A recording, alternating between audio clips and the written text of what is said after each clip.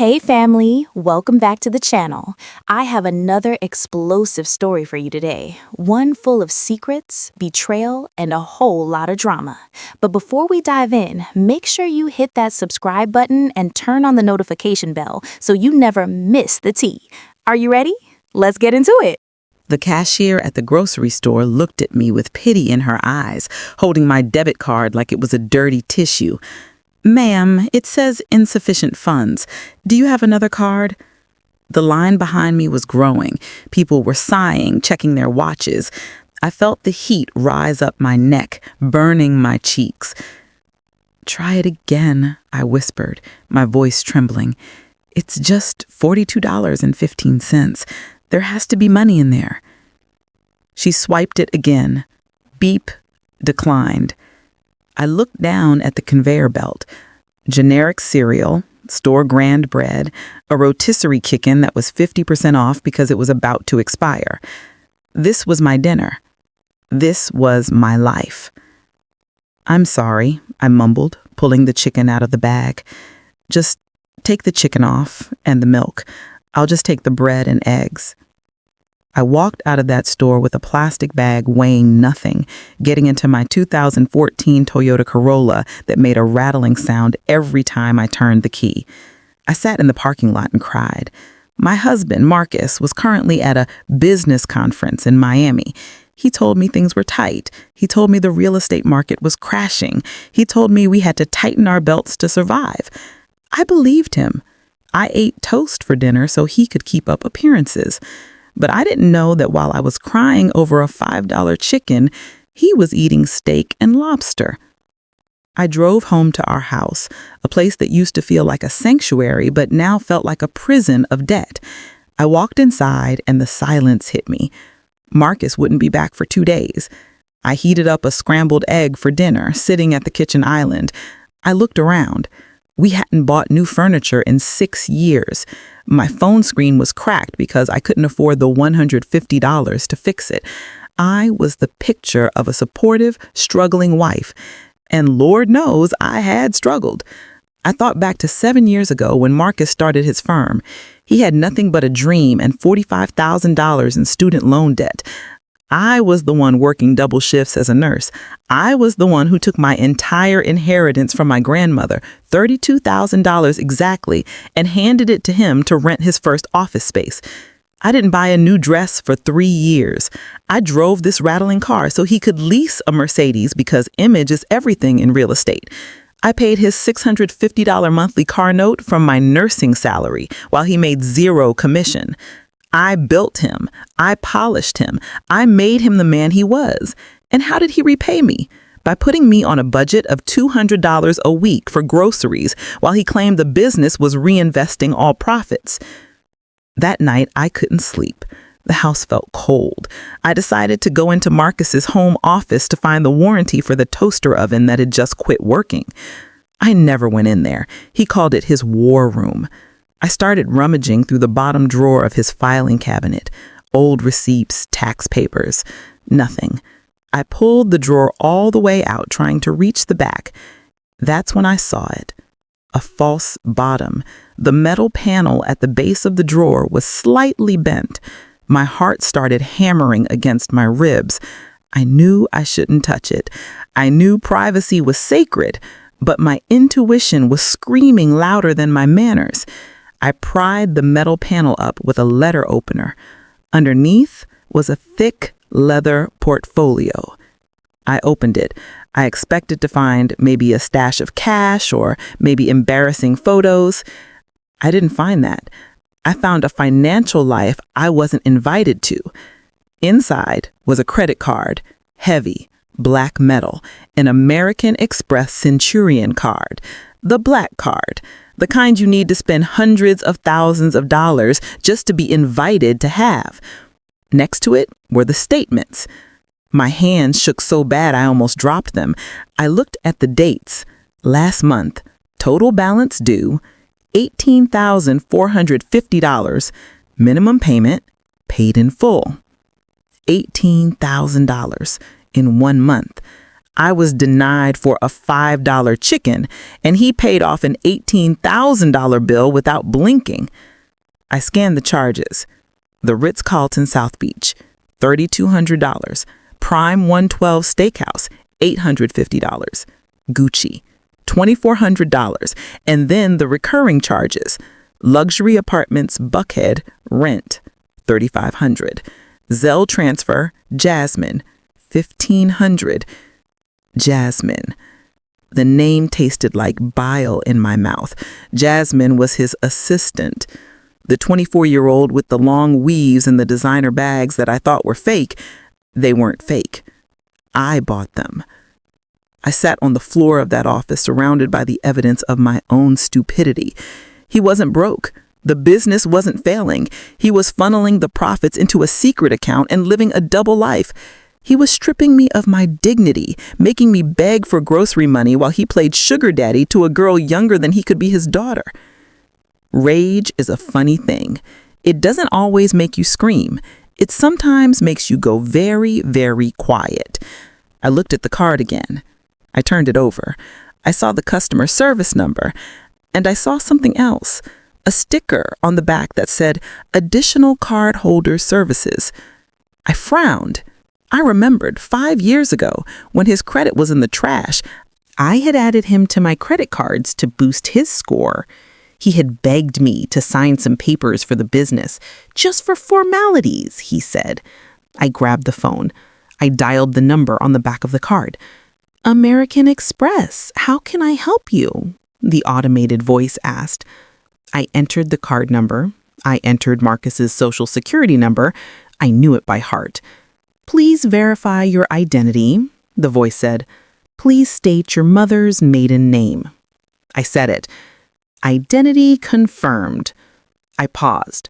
Why would his security question be my mother's maiden name? Then the live agent came online. "Good evening, Mrs. Lewis," the agent said cheerfully. "I see you are calling about the Centurion account. How can I help you?" I froze. "Mrs. Lewis?" I asked. "Yes," the agent said. "You are listed as the joint account holder. Actually, looking at the file, yes, you are the primary guarantor. The account was opened 5 years ago using your credit profile as the anchor." The room spun. He hadn't just hidden the money, he had used my credit history to open the account because his was too ruined back then. He used me to get the card, then hid the card from me. "So," I said, my voice eerily calm, "I have full access to this account?" "Absolutely, ma'am. You have the same spending power as Mr. Lewis. There is no preset spending limit." I hung up the phone. A slow smile spread across my face. It wasn't a happy smile. It was the smile of a wolf that just found the sheep pen unlocked. He thought he was smart. He thought I was just the dumb nurse who paid the bills. He forgot that I was the one who signed the papers. Technically, legally, this wasn't theft. This was marital spending on a joint account. I looked at the clock. It was 9 a.m. Marcus wouldn't be back from Miami until tomorrow night. I had 36 hours. I didn't pack a bag. I didn't write a note. I just took the black metal card, put it in my wallet, and walked out to my Toyota Corolla. "Don't worry, baby." I patted the dashboard. "You're retiring today." I drove straight to the Mercedes-Benz dealership on the north side of town. Not the used car lot, the showroom. I walked in wearing my nurse scrubs and my sneakers. The salesman looked at me like I was lost. "Can I help you find the service department?" he asked, dismissive. "No," I said. "I want that one." I pointed to the G-Wagon in the center of the floor. Matte black. "Ma'am, the G63 AMG starts at $180,000. He chuckled. "I didn't ask the price," I said, pulling out the black card. "I said I want it, and I want it today." The salesman's eyes nearly popped out of his head when he saw the Centurion. 2 hours later, I drove off the lot in a $195,000 tank. I left the Toyota keys on his desk. "Keep it," I said. "Donate it to charity." I drove my new G-Wagon to Phipps Plaza. I walked into Chanel. "I need bags," I told the manager. "Classic flaps, the boy bag, the 19, all of them, in exotic leves if you have them." I spent $42,000 in 20 minutes. I walked into Rolex. Presidential day date, gold, diamond dial, $55,000. Swipe. Approved. I went to Louis Vuitton and bought the hard-sided luggage set, the ones that cost $10,000 a piece. I wasn't buying these things to wear. I was buying assets. I was liquidating his credit line into things I could sell on the secondary market the moment I left him. I went to the Apple Store and bought 5 MacBook Pros. Swipe. Approved. I went to Cartier and bought the Love bracelets, 3 of them, stacked. Swipe. Approved. By 4 p.m., I had spent $315,000 in credit. The trunk of the G-Wagon was full. My heart was racing, not with fear, but with adrenaline. I checked my phone. No calls for Marcus. He was probably too busy with Jasmine on the beach to check his notifications. Or maybe, just maybe, he had set the alerts to go to his business email that he only checked on Mondays. I wasn't done. I drove to a travel agent. "I need a flight," I said, "tonight, to Dubai, one way, first class, and book me the royal suite at the Burj Al Arab for 2 weeks. The agent typed furiously. "That will be $62,000, ma'am." Swipe. Approved. I had drained nearly $500,000 in credit in 8 hours. I drove back to the house. I parked the massive G-Wagon in the driveway, right where his Mercedes usually sat. I carried the boxes inside. I placed them all over the living room. The orange Hermes boxes, the black Chanel bags, the green Rolex box. It looked like Christmas for a billionaire. I sat on the couch, opened a bottle of his $500 wine that he said was for investment, and waited. Marcus came home a day early. Of course he did. Jasmine probably got bored. I heard his key turn in the lock. He walked in, dragging his suitcase, looking tan and relaxed. "Dom, I'm home," he called out. "I hope you—" He stopped. He dropped his suitcase. He saw the G-Wagon key on the coffee table. He saw the mountain of luxury goods. He saw me, wearing a new silk robe, sipping his wine, wearing a $55,000 watch. What is this?" he whispered. Did we get robbed? Whose stuff is this?" "It's mine, Marcus," I said calmly. "It's ours, really, since we're a team." He walked over and picked up a receipt laying on the table. His face went gray. "The Centurion? How did you—" "I found the war room, Marcus," I said. "I found the false bottom, and I found out I'm the primary account holder, so really you should be thanking me for letting you use my card all these years." "You spent—" He looked at the receipts, his hands shaking violently. "You spent $400,000. Dominique, are you insane? I don't have that cash. The business doesn't have that cash. This bill will destroy me." "Correction," I stood up. "It will destroy you. You see, I spoke to the bank. Since I'm a joint holder, I'm liable, yes. But since you committed fraud on the tax returns I found in the same drawer, hiding assets, underreporting income, I imagine you'll want to take full responsibility for this debt in the divorce settlement." "Divorce?" He looked like he was going to vomit. "You can't leave me with this. I'll go to jail. I'll lose the firm. You should have thought about that before you rented Jasmine an apartment in Buckhead for $3,500 a month," I said coldly. The color drained from his face completely. "You knew?"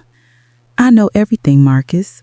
I know about the dinners, the trips, the way you let me eat generic cereal while you ate steak." I picked up my new Louis Vuitton purse. I pulled out a folder. "These are the divorce papers. My lawyer drafted them this morning. You take 100% of the debt. You take the house. It has no equity anyway. I take the G-Wagon, the jewelry, and the bags. And you sign right now or I mail copies of your creative tax returns to the IRS. He looked at me. He looked at the mountain of debt. He looked at the ruin of his own making. He fell to his knees. He cried. He begged. He told me he loved me. It was pathetic. I watched him cry with the same indifference I had for that expired chicken at the grocery store. He signed the papers. I walked out of the house with my bags. I got into my G-Wagon. I didn't look back. I drove to the airport. I had a flight to Dubai to catch. I had $400,000 worth of assets in my luggage and a fresh start waiting for me. Marcus will spend the next 10 years paying off the best shopping spree of my life. And the best part? I earned miles on every single dollar. And that is the end of today's story. Now, I want to hear from you. Do you think they did the right thing, or did they go too far? Let me know your honest thoughts in the comments below. I read all of them. If you enjoyed this video, please give it a big thumbs up and share it with a friend who needs a distraction. Thank you so much for watching, and stay blessed, family.